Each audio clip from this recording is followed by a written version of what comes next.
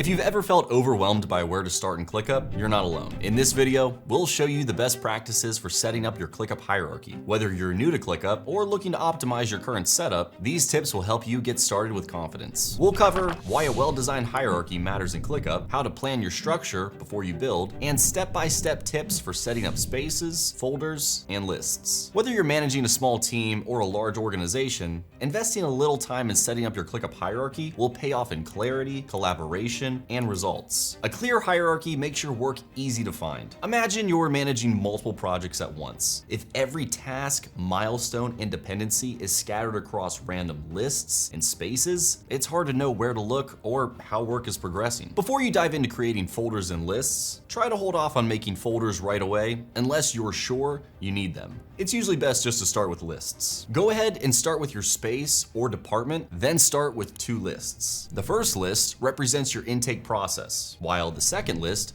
contains all of your ongoing projects that have already been triaged from the intake list. Let's walk through how to set up an organized hierarchy for a project management team in ClickUp. First, we'll use an existing space called Team Projects that serves as the home for all of our work, from planning and execution to reporting and retros. Next, inside the team project space, we'll create lists. Let's start by creating an intake list called Inbox, Requests, and Ideas. This list will serve as the central hub for capturing all incoming project requests, tasks, or ideas. Click Create to finish creating the list. You'll see a window pop up which shows suggested list settings based on name and description you added. We want to start fresh, so we'll skip this one for now. In this example, the intake list can include things like launch Q2 social campaign, update onboarding checklist, or fix client dashboard bug. Once tasks in the intake list are reviewed and triaged, they can be moved to more specific lists for better organization. Next, we'll create lists for specific projects. In this example, we'll create 2 separate lists. One for a client dashboard revamp project, and another one for a Q2 social campaign launch. Now that we have multiple lists,